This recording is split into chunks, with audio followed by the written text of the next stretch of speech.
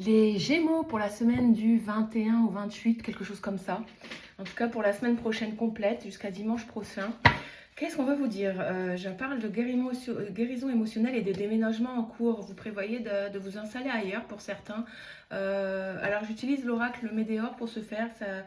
Ça parlera pas à tout le monde, hein. Vous prenez ce qui vous parle, le reste vous mettez de côté et écoutez votre signe ascendant, vous aurez plus d'informations. Désolée si je parle avant l'heure, puisque je canalise des choses. Donc là on parle de combat, de lutte acharnée.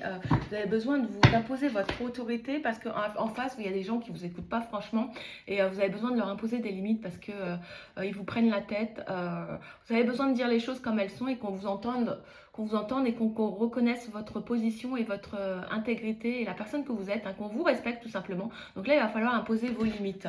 Il y a quelque chose qui vous rend vraiment très triste, c'est limite de la dépression là. Il va falloir vous reprendre en main et agir autrement pour acquérir de la paix. Avoir de la paix en vous à l'intérieur, c'est comme si vous voyez votre cœur brisé là, ça fait beaucoup de peine. Du coup, votre potentiel, vous n'êtes pas dans votre plein potentiel, vous êtes bloqué. Vous avez besoin de vous materner pour attirer à nouveau l'abondance et la richesse. Vous avez besoin de quiétude tout simplement. La personne là qui vous rend triste ou une situation qui vous rend triste, elle vous rend même confuse, hein. Vous avez du mal à vous positionner et à faire des choix utiles pour vous parce que vous doutez trop. Lâchez-vous la grappe, vous savez réellement ce qui est bon pour vous, donc passez à l'action. C'est ce qui vous manque, c'est le passage à l'action. Ça y est, c'est fait, les choses sont faites, la messe est dite, passez à autre chose, reprenez raison, croyez en vous, vous allez réussir à créer des choses dans la matière plus positives pour vous, mais il faut passer à l'action, d'accord? Arrêtez d'aller la tête dans le guidon là et de ruminer, c'est pas bon pour vous. Vous voyez, vous n'arrivez pas à apaiser ce mental là, il est épuisé, fatigué.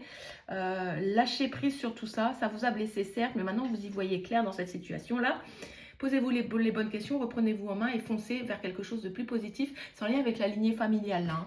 Donc voilà, le cœur est blessé par rapport à une personne de votre famille, c'est même du transgénérationnel, ça dure depuis un certain temps, peut-être même depuis deux lignées, que ça se reproduit, ce chemin est répétitif. Il va falloir briser ce cercle vicieux seulement en passant à l'action, parce que si vous ne le faites pas là, ça reviendra dans vos prochaines vies. Donc là, il faut vraiment traiter cette peine-là qui est lourde pour vous. C'est à cause de vos non-dits, hein. Vous êtes pas assez, vous êtes dans la fuite et vous ne parlez pas assez.